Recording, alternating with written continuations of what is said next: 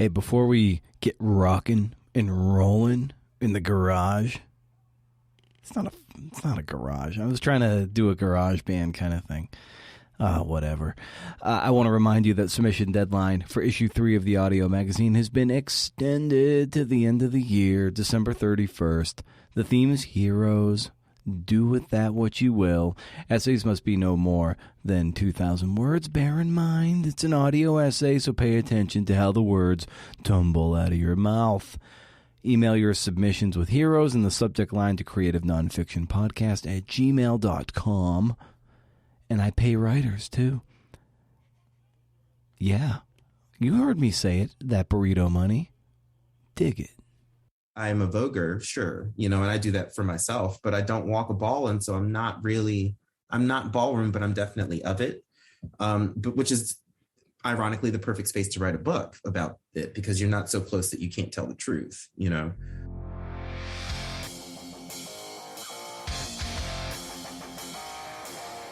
Oh, this is the Creative Nonfiction Podcast, a show where I speak to badass people about the art and craft of telling true stories. I'm Brendan O'Mara, at Brendan O'Mara. How's it going?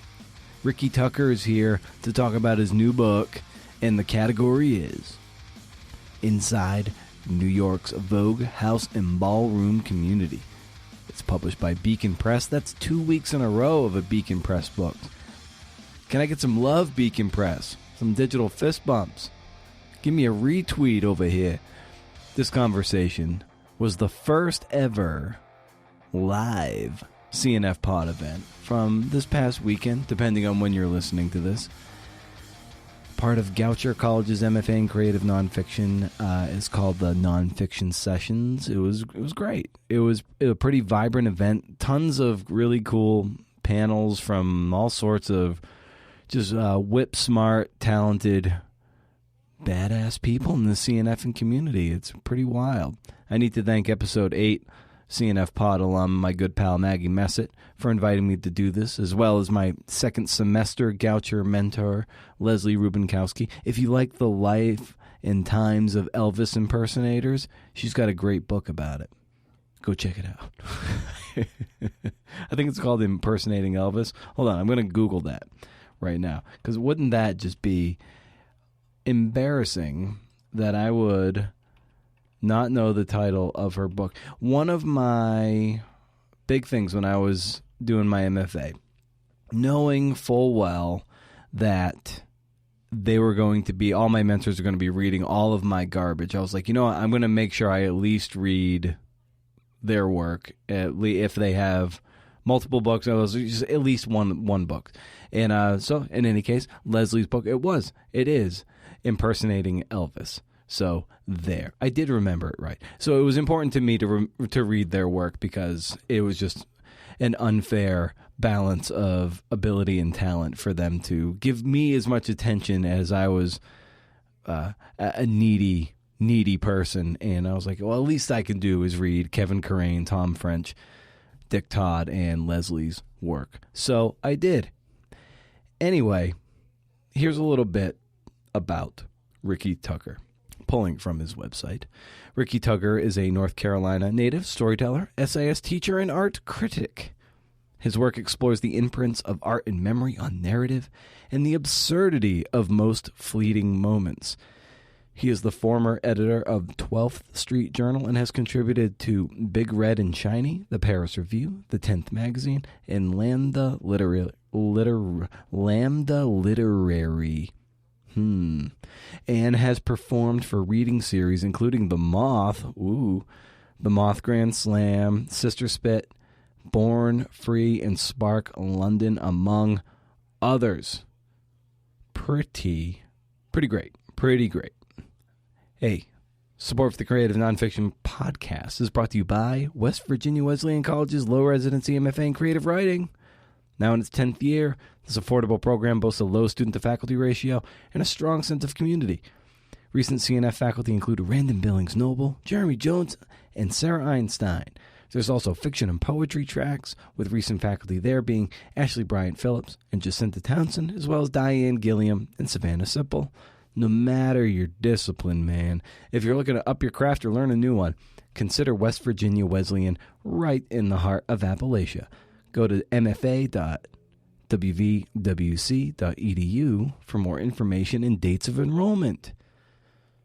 And you can always keep the conversation going on social media at CNFPod on Twitter and at Creative Nonfiction Podcast on Instagram. Head over to BrendanO'Mara.com for show notes and to sign up for my monthly Up to 11 newsletter, book recommendations, book raffles, cool articles, exclusive happy hour, writing prompts, 11 cool things. Who's got it better than us? First of the month, no spam, can't beat it. All right. You ready for Ricky? Me too. Huh.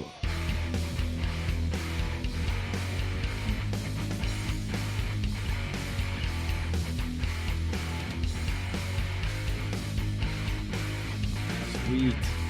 Nice. Well, since we're maybe a little bit shorter on time here, Ricky, we can get rocking and rolling and get right into this thing. And I wanted to start this conversation off before we dive into your wonderful new book. That I wanted to ask you if it's true that you played a prank on your teacher when you were in elementary school by dusting her chair with chalk on April Fool's Day. How do you know that? That's hilarious. Yeah, Miss Davis. Yeah. It was April Fool's Day. I was doing a string of pranks. Like my grandma came in from England and I watched too much Home Alone, and I put like a bucket of like water on like the door on top of the door. So when she opened it, it fell. Tried it at school. I took the chalk erasers and like the dusters and like wiped them all over her chair. And so there was a print on her butt the entire day.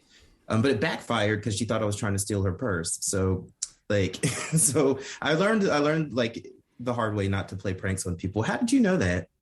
Well, I read that essay of yours about why I hate purses. Oh, that's right. Yeah, the purse link. There you go. Okay. Nice. And now give me a sense and tell me about your experience with Crag Fast. Maybe you can define that for people and what that was like.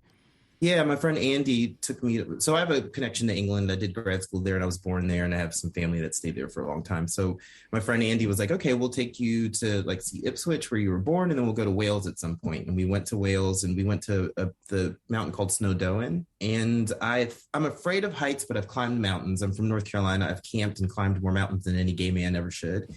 And I went there thinking I'd be fine. And then we got to a certain point of elevation and I just thought, like, I can't move anymore. Like, I can't go up anymore. My body just is telling me it's all wrong. And then I had to sit down. I felt woozy. And I literally crawled on all fours to reach the summit, which at the summit of the mountain was like a gift shop and a cafe. So that was weird, too. It was like I crawled my way to just like this capitalistic venture, which was hilarious. Yes, Crag Fast. And so we got back down to the base of the mountain and the woman the camp woman told us that like people have that condition all the time. They think they're fine and they get to the mountain and they can't budge anymore. And they feel like they're just going to tip over and it's called Crag Fast. So I learned a new word that day. Nice. So then you reach the summit and then they're like, it looks like you have Crag Fast. Here's a croissant. Yeah. Here's a croissant and a Welsh keychain. Yeah. To commemorate this moment. Your trauma. Yeah, totally. Now, something I always love diving into on this show is getting a sense of how we get the writer bug. Given that this line of work, to quote my good friend Glenn Stout, is nothing about this line of work makes sense. So, and we do it anyway. So I was wondering, maybe you can speak to how you got the writerly bug, early on, and then started to cultivate that. I grew up with my great grandmother, who was an educator and studied early childhood development and Montessori method. She was one of those folks who were Black in the 20s and 30s and 20s to 50s, actually, like when she was studying, and went to France for a while and studied Montessori and stuff. So when she came back to the States and retired and went back down to North Carolina to teach, she was doing a lot of tutoring for kids in the neighborhood and teaching them phonics and giving them agency as learners. And she would always do this thing. I mean, she was kind of a mean woman. So she would do this thing where she was like, God damn it, the G is silent, and like cuss a poor little child out, like, and then be like, Ricky, come in here and show them how to do it. And so then I would have to read, like effortlessly, and then be embarrassed, and then have to see them in school the next day and be like, sorry, my grandma's mean, like, but what that did was let me know that I have like a capacity for this stuff, like for reading and writing, and that teaching is just as important to me. So they're intrinsically linked. But when I was little, I would like get assignments. Actually, in Miss Davis's class, the same woman I tortured on April Fool's Day, she had a prompt like, just write about your favorite toy. And I wrote about this toy named Bobo, who like, it was a stuffed bear that my little sister had. And when I read, I said something about like smoky eyes or something like that. And really, he had like marbles for eyes, so it wasn't that dramatic. But I loved Bobo, right? And so when I finished reading, everybody was staring at me. And then this kid, Siler Sutherland, next to me goes, that was really good. And I was embarrassed at the time, but that moment stayed with me. And I realized that like I have a capacity to make people feel things just by jotting something down. And I barely even tried at that point. So yeah, just seeing people's reaction and also wanting to be of service with what I do. I don't think of artistry as like just the muse is talking to you. It's like an act of service, and it's a way to learn. And I just want to be of service. Right. And it's so important to have that moment when you're younger, when you have something to say, and then it does resonate with your peers or your audience. And at that moment when your friends said, oh, that was good, was there someone else in your orbit at the time who saw that kernel in you and started to cultivate that and nourish that in you, so you could maybe, gain some altitude with it?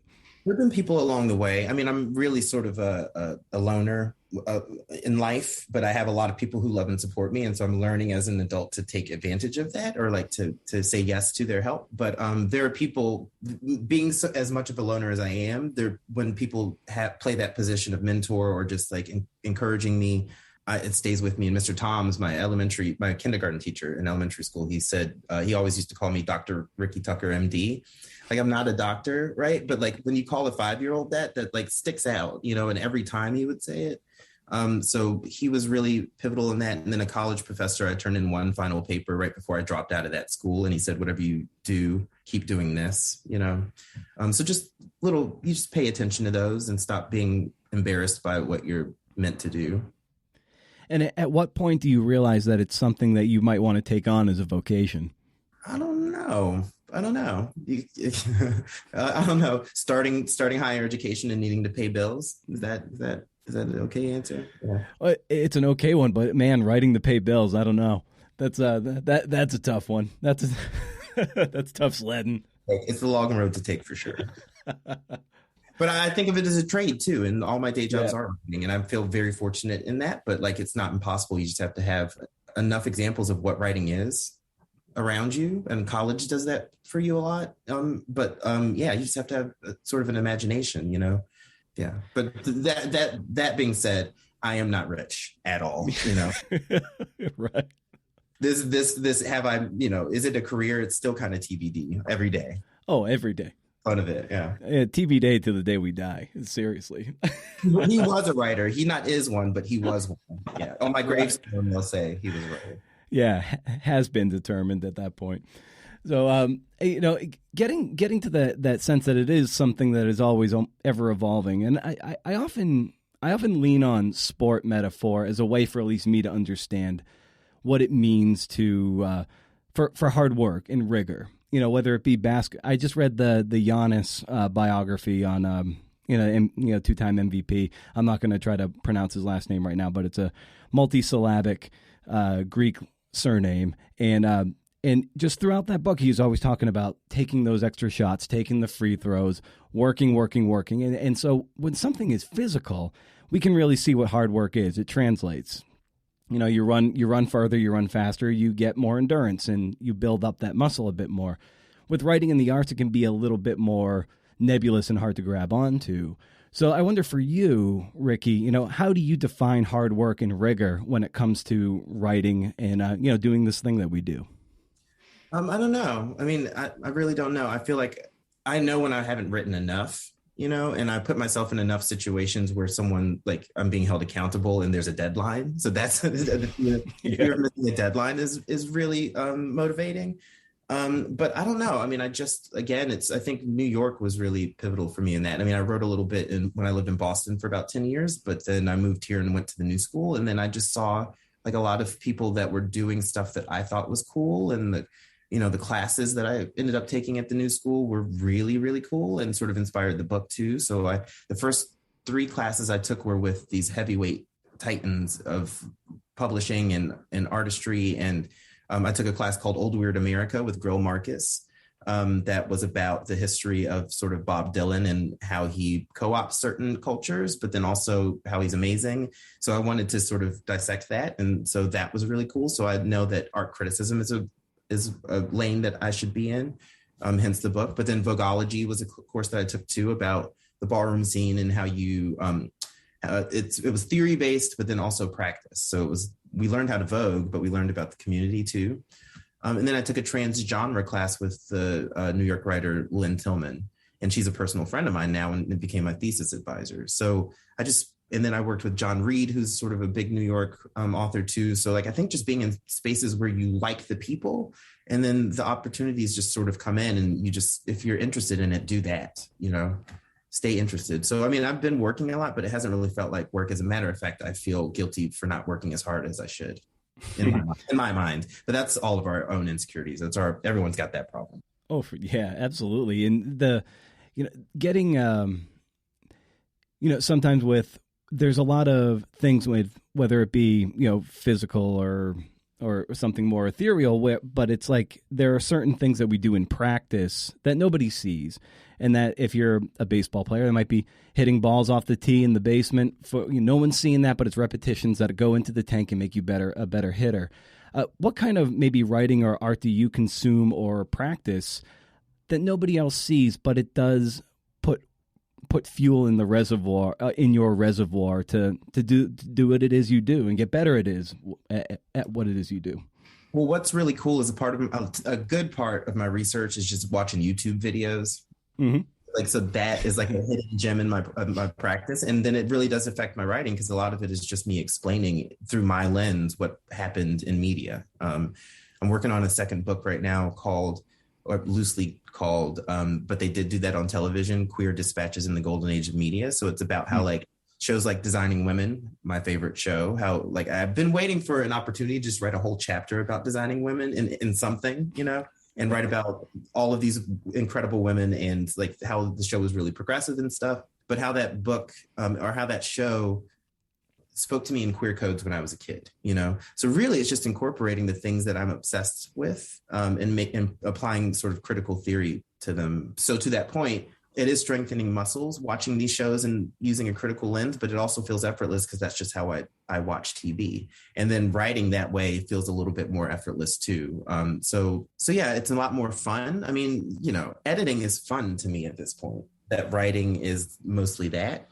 So once you do like what everyone calls the page barf, like you just, right. Just sort of throw it all down. The fun of it now, I teach a class at the new school, reading for writers. And I told my students today that if you do a workshop, don't give up on this piece. Like, don't get all these notes from all of us and then just be like, okay, I'm going to throw it in a pile in the corner. And then when I graduate, I'm going to throw that pile away. Right. Like I've done that too. Right. But like, don't do that. Like, because really you haven't written anything. You just sort of barfed on a page. What you should be doing is just combing until it's painful, and then you're still not done, and then all of a sudden it's beautiful and you have something, and it's never really done, but like it's the architecture of editing. And so rereading stuff over and over again used to be excruciating, but now it's just fun. Yeah, and I think that underscores a great point that a lot of people, especially newer writers, or people who might not be quite as experienced, ultimately what we need to get comfortable with is bad writing over and over and over again, because once we get comfortable with bad stuff and doing that over and over again, good stuff has no choice but to come out eventually.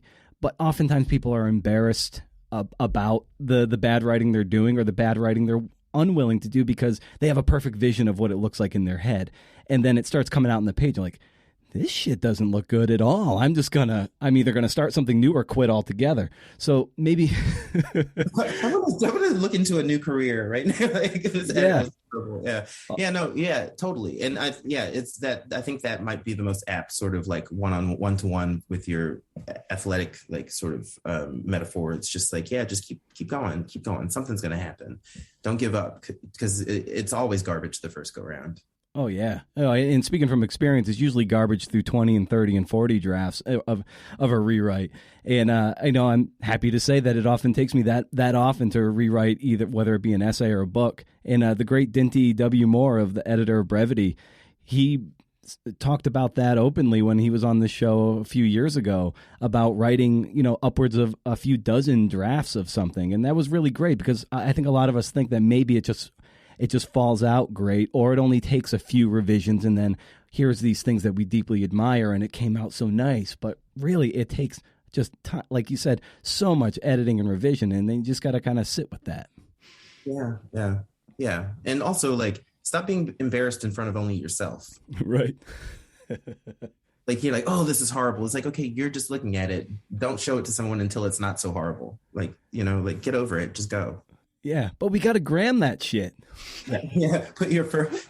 Well, I have this. Like, I feel like the first paragraph of anything is always garbage. Like, you get to the second part and you're like, oh, we've actually landed. And the first part is some impressionistic like poem that you thought was appropriate for this nonfiction essay. So like, why not like just like, post that garbage one just to let everybody know that we're all garbage at first. Right. First paragraph goes up. That's a good idea. I'm going to start doing that. Give me a sense of what you thought a successful writer looked like to you. Maybe when you were 20, and then maybe as you crested 30.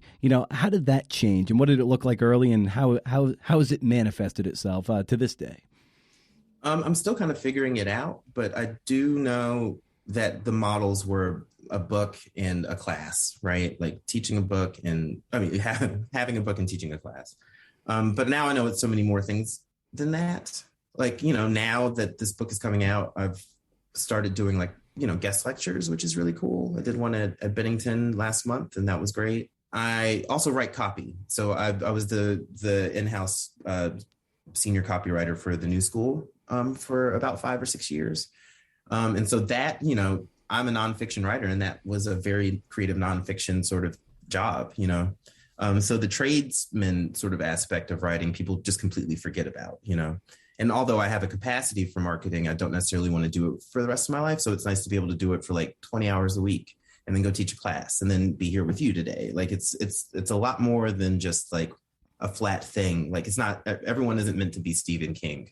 Yeah, well, that's great to hear. And I think it gives people, it makes them feel less alone that, say, their writing isn't the thing that is solely supporting them. And that, whether that be a day job that's anywhere from 30 to 40 hours a week, and you find these little nooks and crannies in your schedule to get some writing done, or you're cobbling together several freelancy things that you don't post to Twitter, but it's something that helps pay the bills, so you can do some of the more artistic things that you're proud of, that you are certainly going to gram about and put on Twitter. So it's really good to hear you just say that, because we're often caught looking over our shoulders and comparing ourselves to other people.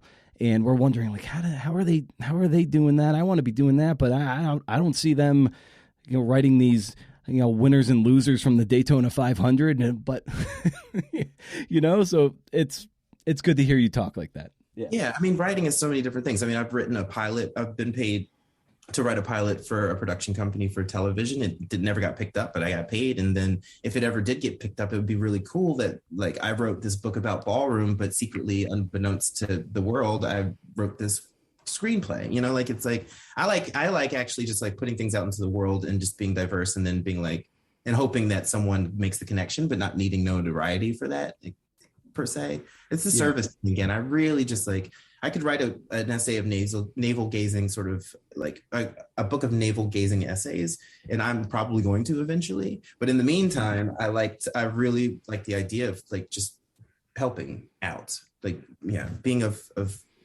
service, useful. Yeah. And I love in the book, someone asks you your occupation, and you say writer, and he's like, no, your real job. And and I love this idea, like, I think a lot of us can relate to that because we'll be at any kind of a party or anywhere and be like, yeah, we're a writer. And they're like, oh, that's cute. Like, so what do you really do? And, but I love the idea that in that moment, you really owned the role. And so I wanted to ask you too, like maybe how long did it take you to own that title and that vocation of being a writer? That's a good question. I mean, I can tell you roughly what age, because I remember I was in a bar in Jamaica Plain in Boston, and with my friend Heidi. Someone asked us what we did. I think we were just weird and really loud, and she was like, "Are you guys artists?" You know, and Heidi was like, "No," and then I was like, and then I was like notably like conflicted. And then I ended up being counseled by this random person who was asking me a simple question. She was like, well, you should feel okay calling yourself an artist. Like, what's wrong with you? You know, like, and so from that day forward, I was just like, okay, I don't want to get into that conundrum again. Sure, I'm a writer. I'm an artist, you know, and that does free you up to sort of like know what direction you're leaning in. I don't think a degree necessarily did it. I don't know what did it. I mean, maybe having a business card from the new school that said writer on it, that I think that moment definitely did it, but I'd been inching toward it for forever, really. Yeah, I can attest to that. I cut my teeth as a sports reporter at a newspaper, and of course, you're just churning out, you know, gamers and sometimes features, laying out the paper. But I never felt like a writer until I had, you know, an essay in just this free online literary journal. And it wasn't until that moment that I was like, oh, I feel writerly at this moment, because I was churning out words before, but it didn't feel like writing. But that essay felt like writing. I think it's kind of like a Chuck Close like print, right? Like you like kind of like all these little like victories, and then you pan out, and then at a certain point you're like, oh, that's Bill Clinton, you know, like it takes a minute. But I do, and it's completely subjective to that point too, because like my friend Kareem, he's here actually watching us. Hey Kareem. And he did photography for the book too. He's one of the 3 photographers. He's brilliant. Kareem Worrell, you should check him out. But I remember I got the book deal and I came to his house for like Thanksgiving or something. And I showed him the contract and he looks at me all proud and he goes, fucking writer, right? And I was like, well, what do you think I've been doing all this time? Like, what that's been the goal. I've done stuff, but like, you know, to the people around you until something's sort of upfront, like on a billboard or like, you know, Googleable or something, or they, you know, then you're a writer. So it's a mosaic. I think you start out as one and then it becomes credible every day. Yeah, for sure. Like you just, once you own it, you know, all the oars start to row in that direction. And then it's like, yeah, you sink into that role. You might feel phony at first, and that whole imposter syndrome thing, but the more you own it and the more you live it, the more it becomes palpable and believable to the people you're telling. And then they just say, oh yeah, of course you are. So it's obvious now. Yeah. Sure. And I love what you write in the book that I believe we're divinely rewarded for taking risks and making space for new experiences to move in. And I wonder for you, maybe you can speak to that sentiment and what it means to the book, but also the experience that you had generating material and really taking part in the book in a sense. Yeah. I just, you know, saying yes is like a practice, right? It's like saying yes, going with the flow, following the universe, saying yes. I've done it on many occasions. I mean, I ran away from home when I was 19 and moved to Boston. That changed my life. All of my best friends are from there. I mean, you didn't hear me say this, but reading and like sort of hiding out and doing a bunch of drugs there for 10 years was actually a greater education than like writing school, but like whatever. You know, whatever. Art can't imitate life unless you have a life. That's right. And can you put a price tag on art? I don't know. Maybe it's like $8,000 in tuition. To just taking a lot of risks. I went to grad school in England and I never really lived there before. Well, I had as an infant, but not as an adult. So that was a smart move. I don't know. I just think you just leave yourself open opportunities. In the context of the book, you know, I took this Vogueology class and then all of a sudden I was asked to go to like, you know, ballroom events or like lectures at Union Theology about the experience of ballroom as a religious experience, right? And like, so I would just show up to things. And, you know, my mentors in the community, Michael Roberson, who's a house father several houses in Ballroom. And then Robert Simber, who's a public health advocate and just a wonderful man, part of the Vogueology collective, they just would do all these events. And I was like, how can I help? And I had no idea. This was like 10 years ago. I had no idea there was going to be a book. I just was so interested, and they were like, well, just keep showing up then. And I did for a decade. And then somebody suggested, my agent wasn't my agent, just a colleague working with me on a project called 400 Years of Inequality. She saw an email with me talking to one of the house fathers, Michael, and she was like, do you want to write a book about ballroom? And I was just like, duh, like, obviously, like that. Of course, that's why I've been hanging around for so long, but I didn't know. And that was a relief too, because I've always felt a little bit like a clinger on because I don't walk balls. I'm a voguer, sure, and I do that for myself, but I don't walk a ball. And so I'm not ballroom, but I'm definitely of it. But which is ironically the perfect space to write a book about it, because you're not so close that you can't tell the truth, Yeah. And so it came together so organically. So I'm very much a proponent of just sign up for some shit and it'll work out, unless it costs money you don't have, just go. And also if it does cost money, like in New York, if it means having a drink with someone you're afraid of, just go, they'll buy it for you. I swear, just do stuff. Say yes, it'll lead to something. You can't always see the final product. Everything's in bits and pieces. Our perception is limited. Just go. Something might happen. Now, I'm going to ask you a question you asked of so many people that you interviewed in the book, which is, you often preface that, I'm going to ask you the question that I've asked everyone else, which is, how did you get into ballroom? How did you arrive at ballroom? Yeah. So in JP at Video Underground, I rented Paris is Burning, and it was revelatory because it was like, there it is. I didn't know what it was, but I knew that I knew something smelled fishy about Madonna's Vogue. I knew but I love her, but that's complicated. And I pose it as such in the book, but I also knew that there was toxic masculinity, both in the world and in the Black community and in the queer community. Right. And so when I saw Paris is Burning, it just said to me, oh, this is the space where obviously people are going to be themselves, because you don't see this on the street, but this exists. But there was also posed a bunch of hard questions about myself too. And my internalized homophobia and what I'm allowed to do and why I can't dance the way I want to dance, Yeah, that's how I found it first, through through Paris is Burning, but then eventually through that Vogueology class. And then it just sort of exploded from that point on.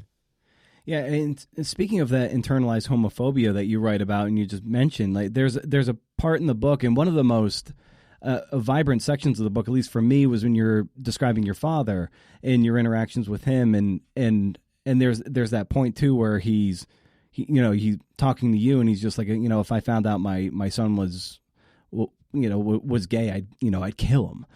And you just kind of let that hang. It's just letting that cord hang, and we're just hanging with that for a while. And maybe you can speak to that in that moment, and what a dagger that must be, and then how you have to carry that with you. Yeah, my close friends have heard that story over and over again, and it's kind of you tell a story so often that you're okay, well, this, I'll probably need to write it down if it already isn't written, because it kind of is once you tell it 5 times, right? So it's always right here, but also it's traumatic, so it's always right here. Yeah. But when I moved to New York, my dad showed up back in my life. He said my mom told him that I was gay, and he didn't care. He married a third wife, and she was Christian, so he was cool with everything. I'm like, okay, whatever. And so I gave him a chance. I told him, I make more than my mom, and I'm trying to get an apartment in New York. If you really want to help out like you never have, then you can co-sign or be a guarantor for me. And he didn't just say no, because other people said no, and that's fine. But he said no, and I wouldn't even do this for your siblings or my own mother. And I was like, okay, well, you didn't have to tell me, right? I'm you didn't have to be no, but I'm also a dick in these other ways, as evidence. So I was like, you know what? Exhibit A, B, and C. Right. Yeah. The time, all the times I've been a dick. So this is consistent, you see? And so I was like, all right, well, just leave me alone. Don't, this was a test. You failed it. Stop popping up. And also, I'm going to write a book one day, and you're either going to be starkly absent or just not like the way that you were represented in it because you're horrible, you know. And then, and then this opportunity came, and I realized that, like, and I wasn't just doing it to sort of put my dad on blast, because I could have gone full throttle. There's a ton of other stuff. And I almost implicated my mom too, but she and I are in a really good space, so I just left her kind of out of it. But what I wanted to do for the children chapter is sort of not just say LGBTQ queer kids are kicked out of their home by their biological families, and Ballroom fills that void, right? That's just a soundbite. That you don't feel what that is. You don't feel the actual loss of being cut off from who you are, right? And not even just cut off, hated. So there's that. I sort of wanted to make it personal. I could have interviewed someone from Ballroom about that specific topic, but what I was also concerned with is that just sort of appropriating folks' stories. Like, I didn't want to ask all these personal questions and risk nothing personally. My art criticism often implicates myself, and I use first person a lot. But what I really wanted to put my story in there to actually finally get rid of that space right here in my head, but then also to as a sort of a sacrificial kind of device, so that people know I'm serious about the book and it's not just absorbing other people's tales, you know? Yeah. And I thought it was what was some of the more touching moments of the book, or when you write about the house mothers and the house fathers. And, you know, you wrote, within this culture, a quintessential act of masculinity, fathering, can be driven by classic femininity, mothers, and Black femininity in particular. And I love that phrasing, and I was hoping that maybe you can, you know, just talk about that and expand on that and how important those roles are just in the community, especially for unfortunate, you know, kids who get, you know, kicked out of their homes and are looking for some degree of structure and family. Yeah, I mean, the flip side of the last question, like the flip side of my dad being absent, is that Ballroom, I got two gay dads out of life, and following sort of the Ballroom sort of line of thought. And so I got Michael and Robert. And when I interviewed them for the book, Michael Roberson, he went to Union Theological. So he really thinks about Ballroom in this theological space, which I sort of put into the book as well. But my first question for him, because he's such a father figure. He's every time I interview someone, they're like, "Oh, my father, right, Michael," and I'm like, "Well, he's mine." And like, how many kids does this man have, right? And so, so he's known for fathering, you know. And so I asked him directly. It wasn't sort of a proposition of my own. It was just like, and also you could sort of play on the line that, like, you know, if everyone in Ballroom is queer, then is every sort of father effeminate, which isn't really his argument. His argument is, I model my fathering on the phenomenal Black mothering that I've had, right? So, you know, typical to Ballroom, he's sort of exploding sort of these gender binaries, but just also just being honest. And I totally see it. And if you talk to Michael or see any of the presentations that he does, because he goes all around to colleges and New York City doing these sort of lectures, he's only talking about Black women the whole time, trans Black women that started Ballroom. He's showing you clips of lip syncing battles, which are like captivating. And then he does this whole thing about Janet Jackson as Black, representing Black female bodies. And it's so it's always just sort of there. Fortunately, he sort of laid that out for me. It's so important to talk to everyone in this book, because I think I know, and then I think I know, but then I interview someone and they either confirm it or they sort of toss up something else, you know, another proposition. So yeah, and given the way the book is structured and put together, you know, you talk about, you know, a certain major topic, which then includes kind of this, you know, this critical deep dive that you take, but you also break out an interview component, and then also kind of like a baseball card component of a particular. I called it that. That's great. Nice. Actually, I called it baseball cards at first, and I was like, no, they're more like Pokemon cards, but still. That's great. So how did you arrive at that as a way of, you know, as a way into this book and to tell these stories of Ballroom? I get so bored writing sometimes, and I'm like, if I'm bored, they're going to be bored. So like, let's just like try not to be bored. So what is it? Multimedia, like explaining multimedia sort of situations is super helpful for me. But also and then the interviews were important just from a sort of agency standpoint for the folks that I'm writing on behalf of. They needed to be present.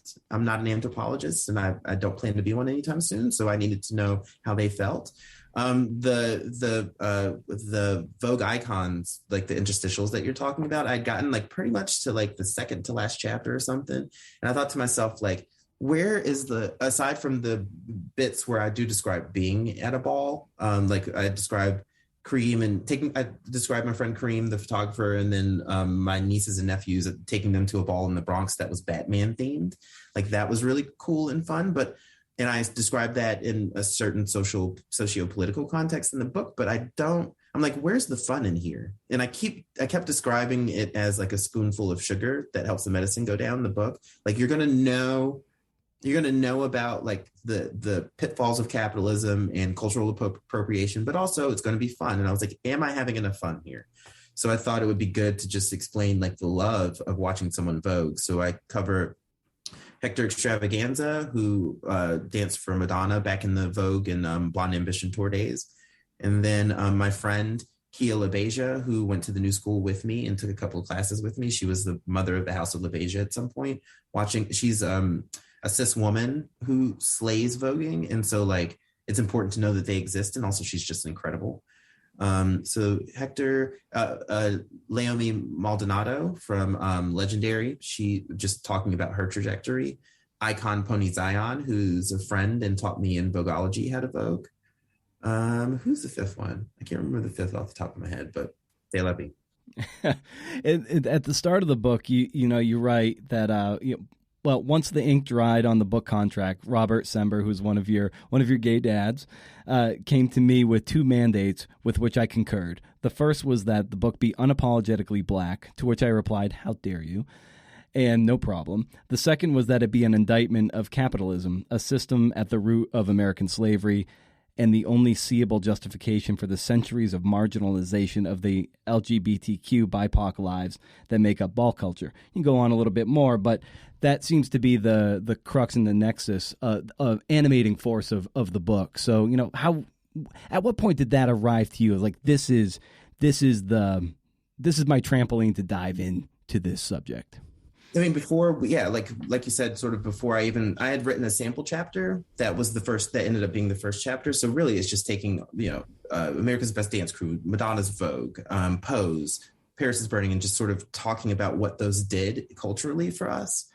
And so I had that sort of done, but then that's not a whole book, like it could have been, but it's not. It wasn't going to be this whole book. So Robert saying those things was really helpful. They were sort of North Stars, like I'm anti-capitalism anyway, but like generally, I mean, even though I live within the system, but and the black thing is just obvious. But the reason I said how dare you is because Robert is South African, but a white man. And so like I said how dare you to his face. I was like, how dare you? But the capitalism thing was really a good guiding force because, I mean, even just sort of Googling ideas while I was doing research, it landed me at Bell Hooks, who I've met and who was a scholar in residence at the New School for a while. So I've seen her speak and she's really cool. But it was helpful in terms of organizing my thoughts. So yeah, that was a super important moment and also it was him giving me permission to write the book because, he's ballroom and Michael are ballroom and maybe I am at this point, but I just needed everyone to okay this, everyone that I cared about at least. And you also write, it's obvious that capitalism is the devil, and if you glean nothing else from this book, please know I condemn it and can't wait for the day when together as a conscious society, we finally get a collective clue and dismantle the beast with our bare fucking hands. And yeah, so dramatic. What is wrong with it? For a book that has very little profanity, it's a nice little grace note to have that dolloped on there. But maybe you can speak to where at what point did you start to have that conflicting relationship with capitalism? You can even tie it to Madonna and voguing and MTV. I mean, always. I mean, I've always had it. I mean, there was a moment when I put this in the book when my mom and her gay friend Reggie, they're both from New York, but they both ended up in Winston-Salem, North Carolina. And they were getting ready to go to the club or something. And like, I was sitting in the bathroom with them while they're primping. and Madonna's Vogue came on. It was a new song, and so and then I think Reggie said something to the effect of like, Trix, because he called my mom Trixie. He's like, Trix, do you hear what this woman is doing? And my mom was like, yes, honey, she thinks she's one of the children, right?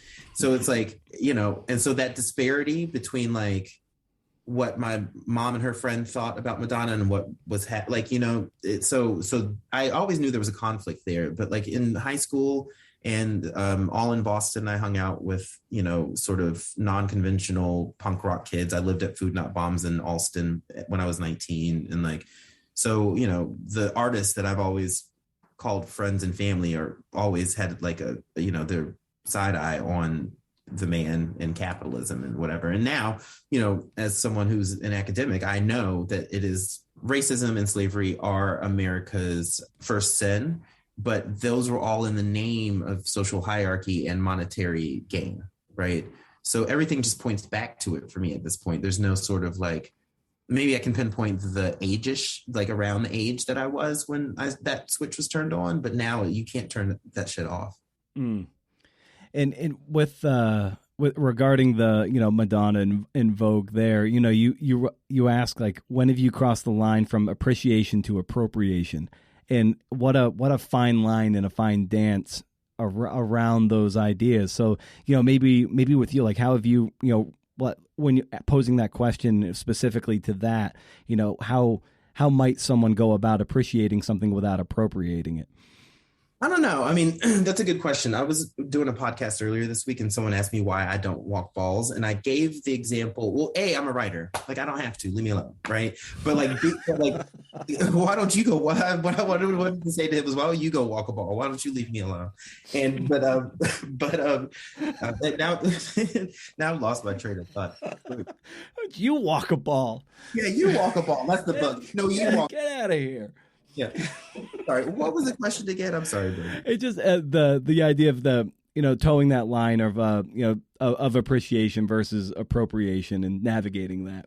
Yeah. I mean, I don't know. I mean, I think one of the rules is just sort of be thoughtful and don't take up a lot of space. I mean, when me, Kareem, and the kids went to the Bronx Ball, I gave everyone a speech before. I was like, okay, just because we're Black and some of us queer, doesn't mean we can be all up in everyone's face and in their way. Like, let's just be respectful. They all said they knew, and I was like, you don't know. Just be nice.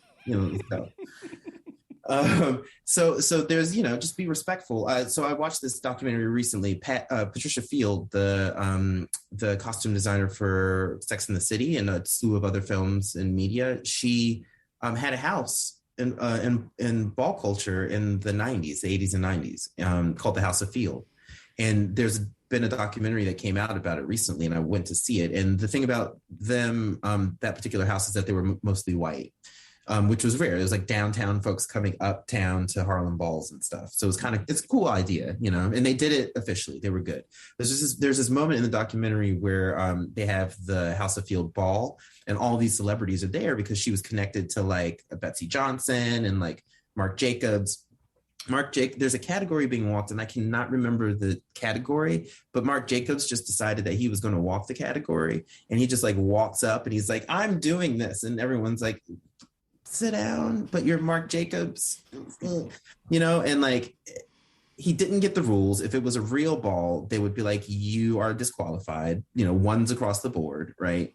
And when they interviewed him about it afterwards, maybe last year for the documentary, you could tell that like the person asking the question was more like, what gave you the balls or the gall to do that? And he was sort of just like, I just want to have fun. I just wanted to join in. I felt inspired. That's where it gets complicated, So that's one example in terms of participation. When it comes to these business ventures, I think the folks lower on the hierarchy of that dynamic need to be asking themselves a lot of questions. And I think the people higher up do too, but I think my interest lies more in what ballroom folks are thinking when they sign a contract, like, what are your plans? What is the agency you have currently? Will that increase with the next venture due to this one? Are they coming from a place that's respecting you? So like, it's not a clean cut sort of thing. And there's always, just like the propositions I make in the book, like, it's Madonna was good and bad. Could she have been better? Probably. Could she have been worse? probably, but it's never going to be like, this was good, this was bad. It's just sort of like, how thoughtful is everybody in this? And that's what Bell Hooks talks about, and I reference it in the book, just being enlightened witnesses of what is going on, being aware of these transactions and the repercussions of them. And when, the name of the book, of course, is, and the category is, so maybe you can, what are some of those categories as they relate to ballroom? Yeah, so I talk about some of them in the book. A lot of them are covered in Paris is Burning, which is outstanding. And what that movie did was alleviate me of having to explain what ballroom is, which was nice. I can kind of just like hit the ground running. But there's this wonderful monologue that Dorian Corey does, who I love, because Dorian Corey was like a muse, or like a bard.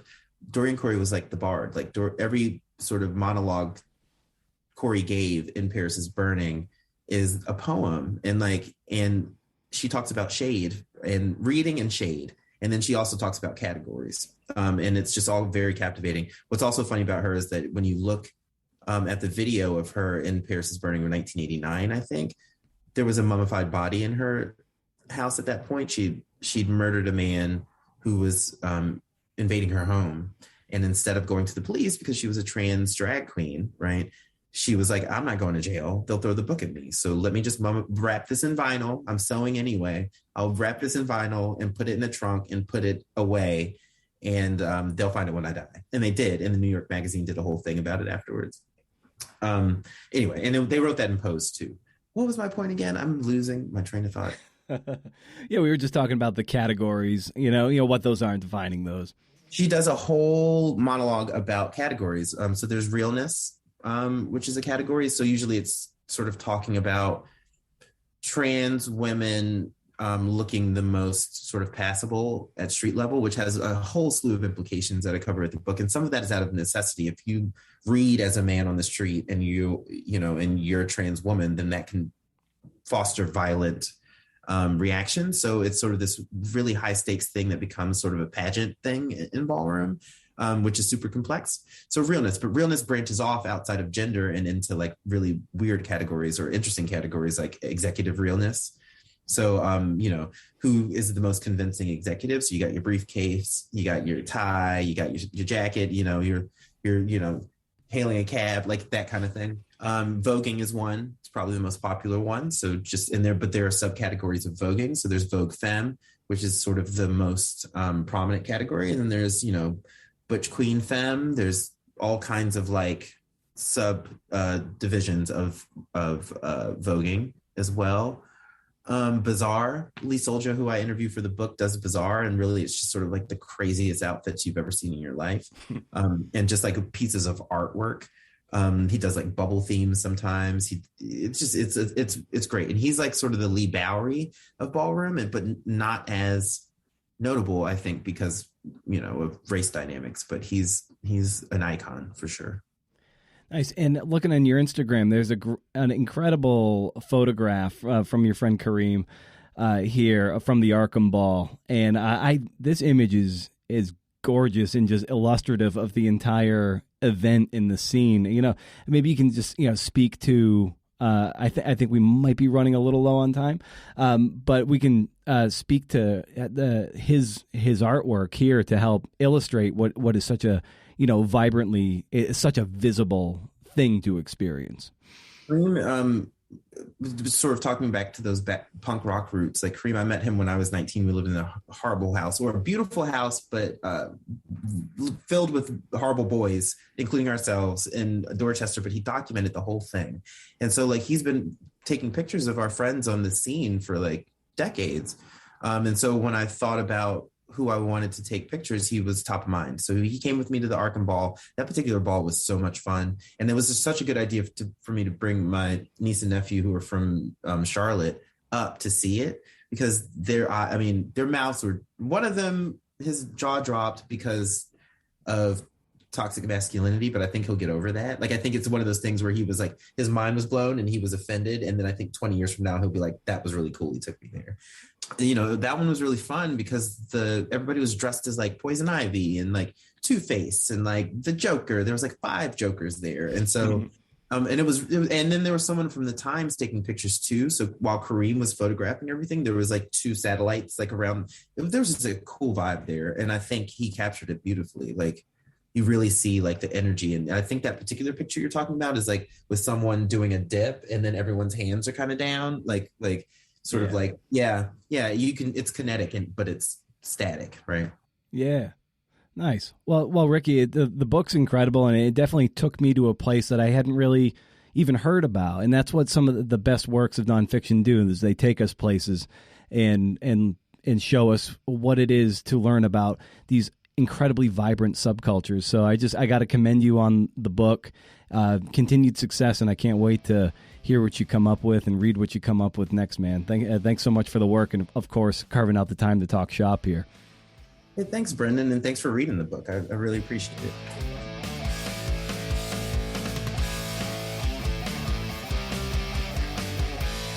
Well, how about that?